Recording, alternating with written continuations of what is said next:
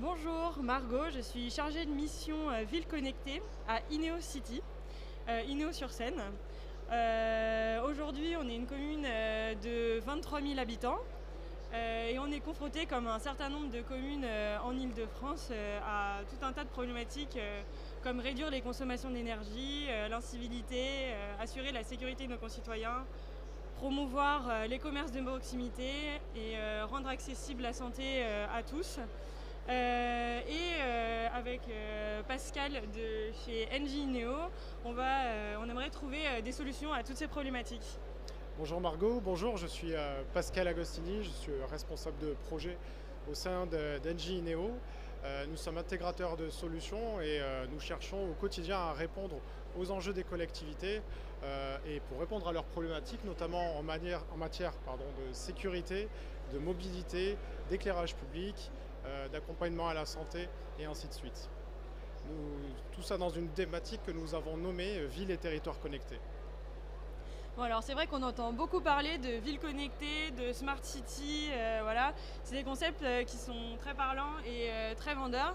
Il se trouve que nous aujourd'hui, il y a beaucoup d'entreprises avec lesquelles on tombe dans des travers ils sont passionnés par la technologie et au final ils sont peut-être pas tout à fait ancrés dans nos problématiques de territoire. On remonte tout un tas de données sur peut-être le taux d'arrosage de nos massifs et de nos espaces verts ou le taux de remplissage des poubelles, mais en fait derrière nous on n'a pas forcément le personnel qui est capable de traiter ça. Donc comment est-ce que vous, chez Inéo, vous arrivez à répondre vraiment à nos problématiques et vous ne tombez pas dans les travers un peu de la technologie, voilà.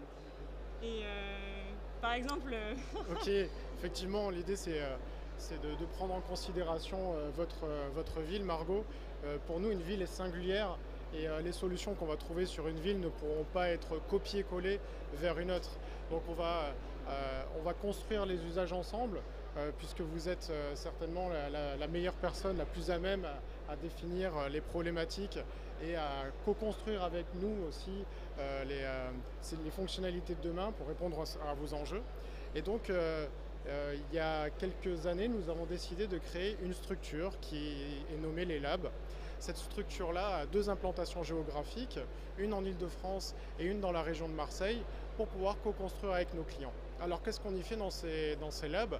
On a représenté comme une ville en miniature avec un espace urbain, de l'éclairage public, des caméras de vidéoprotection, des bornes de recharge électrique pour véhicules électriques, de manière à se confronter à la réalité du terrain pour être in situ et proposer les innovations, les offres les plus innovantes adaptées aux problématiques des villes. Alors dans ces labs, on innove, on co-construit ensemble et forcément définir des cas d'usage va nous amener à définir des équipements techniques, des moyens techniques pour pouvoir répondre à ces besoins-là. Et donc nous allons expérimenter ces technologies au sein des labs. Expérimenter dans les labs nous permettra aussi d'éviter un certain nombre de problématiques avec nos clients et nos prospects. Et également, nous formons nos collaborateurs dans ces labs-là pour que l'ensemble du personnel d'Engie Inéo acquiert la vision de l'entreprise pour une ville encore plus intelligente. Nous formons aussi les collectivités, les différents directeurs de services, les opérationnels, à déterminer quels sont les outils les plus pertinents et se familiariser aussi avec ces outils que l'on propose également. Et puis on démontre dans ces labs, on démontre ces usages-là qu'on aura co-construits avec nos clients. On les aura amenés vers la réalité sur un terrain un petit peu réduit, cette simulation de la ville, pour montrer à nos clients, à nos prospects que nous sommes capables de réaliser ce que l'on démontre et ce que l'on approche par l'ingénierie. Okay. C'est vrai que nous, on a toujours peur de retomber dans ce qui s'est passé en Birmanie avec la capitale birmane. Ils ont à Naypyidaw, ils ont construit une ville fantôme parce qu'ils n'ont pas assez écouté les besoins du territoire et donc du coup ils ont construit une ville qui n'est aujourd'hui pas utilisée et qui est complètement vide. Donc, tout à fait, nous, c'est bien vide. C'est vraiment les travers dans lesquels on n'a pas envie de tomber.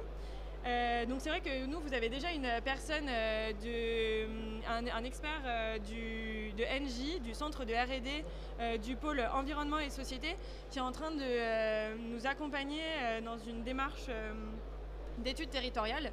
Et avec lui, on a déjà identifié un certain nombre de problématiques, comme tout ce qui va être gestion de l'espace public par des entreprises privées comme Waze, ou toutes les sociétés aujourd'hui qui proposent des trottinettes électriques ou des vélos en libre service. Et tout ça, c'est vraiment des problématiques qu'il faut qu'on prenne en compte au moment où on veut déterminer les solutions. Et c'est vrai qu'on aimerait bien en discuter avec vous, du coup peut-être dans vos labs. Tout à fait. Alors, effectivement, Margot, il faut que vous sachiez que votre territoire aussi produit de la donnée dans tous les... On appelle ça des verticaux métiers, mais c'est les différents métiers de la ville. Je les ai déjà cités, notamment en matière de sécurité, d'éclairage public, de mobilité, etc. Tous ces métiers-là produisent de la donnée pour pouvoir créer de nouveaux services. Et ces données-là, c'est une réelle richesse. Et effectivement, ensemble, dans la démarche de co-construction, on va associer ces différents métiers. Et je vais prendre un premier exemple, qui est par exemple le métier de la sécurité, ou plutôt de la tranquillité publique, associé à l'éclairage public. Et on va voir que les données produites dans ces deux métiers vont servir les deux métiers de la ville. Par exemple, nos caméras de vidéoprotection ont forcément besoin de lumière. Et dans les contrats de performance énergétique qu'on a dans les villes aujourd'hui, on assiste à de l'extinction ou de la gradation lumineuse au point vers une tendance de 10% de taux d'éclairement, de manière à économiser l'énergie dans ces cadres de performance énergétique.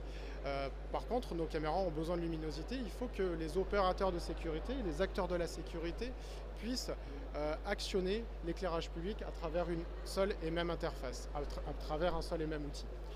Donc les opérateurs vont pouvoir allumer à leur guise en fonction de la levée de doute qui va être faite par rapport à une situation, un accident sur la voie publique ou des choses comme ça.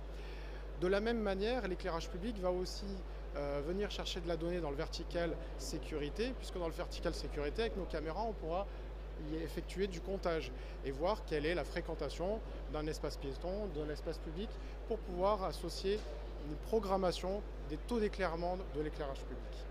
Voilà, donc ça dans une phase de co-construction. On va réfléchir ensemble à comment associer ces métiers de la ville. Tout ça à travers un outil d'aide à la décision qui est l'hyperviseur. Un hyperviseur vous pourriez m'en dire un peu plus sur l'hyperviseur? Enfin, c'est quoi, comme je connais pas bien la notion?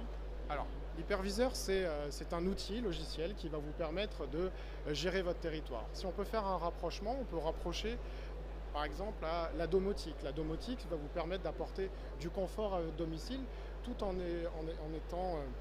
améliorant la performance. Et faire des économies également. Quand vous rentrez à votre domicile, vous avez envie que l'éclairage soit allumé. Et puis quand vous repartez, que ça s'éteigne tout seul, que les volets se ferment, que le chauffage s'éteigne, que l'alarme se mette.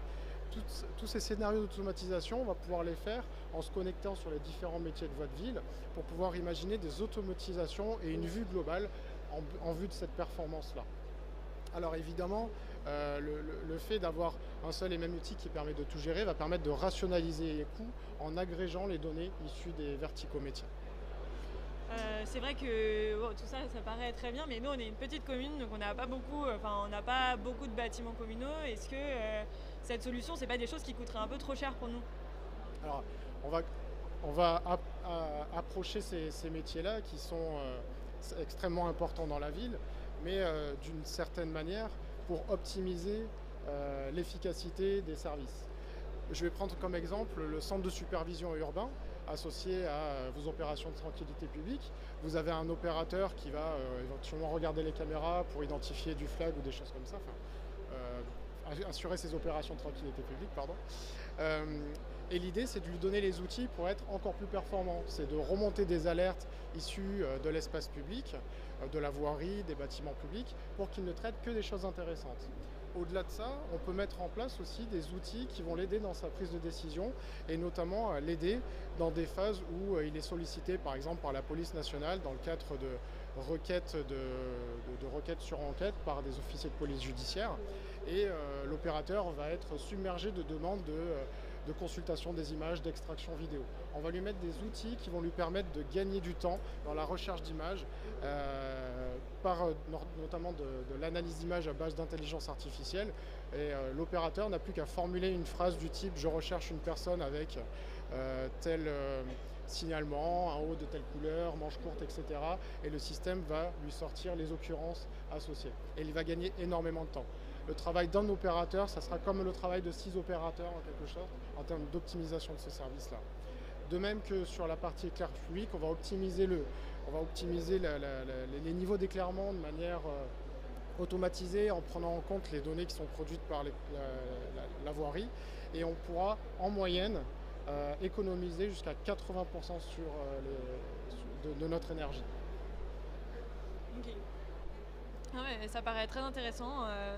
Mais c'est toujours pareil. Moi, aujourd'hui, on a des baisses de dotation de l'État et c'est vrai qu'on est très limité par le coût de toutes ces installations. Et j'ai vraiment peur que pour notre collectivité, ce soit un investissement qui soit très gros et très coûteux. Alors effectivement, c'est très important de pouvoir aussi mutualiser vos moyens. Vous allez pouvoir mutualiser des moyens techniques, des moyens humains aussi, et peut-être, pourquoi pas, s'associer à votre direction des systèmes d'information, la DSI, pour pouvoir héberger cet ensemble applicatif-là pour rationaliser les coûts informatiques associés aux équipements dont on parle, donc qui sont à base applicative par exemple. Pourquoi pas profiter d'un data center qui serait mis en place par votre commune ou une commune limitrophe avec lequel vous pouvez mutualiser vos moyens techniques. Mais également, on est capable aussi de vous accompagner pour aller chercher les bonnes subventions pour les bons sujets. Ok, très bien. Ça paraît très séduisant.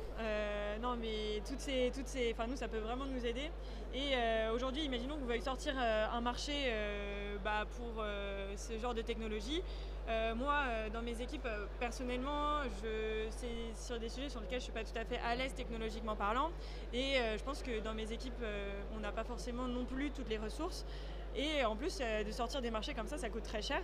Est-ce que vous avez des solutions par rapport à ça ? C'est avec plaisir que nous invitons vos équipes au lab pour se familiariser aux différentes technologies que nous expérimentons. Et ceci dans le but que vos équipes maîtrisent mieux les technologies pour mieux acheter, choisir le bon produit en fonction du cas d'usage et de vos besoins. De la même manière, vous pouvez aussi grouper vos achats. Peut-être qu'un syndic, le département, la communauté d'agglomération, la communauté de communes, des centrales d'achat, et notamment, vous savez que nous sommes titulaires dans le Val d'Oise, avec Val d'Oise numérique, donc d'une centrale d'achat associée à la sécurité et à la mobilité, avec lequel vous pouvez contracter pour utiliser tout un tas de prestations de services et d'équipements.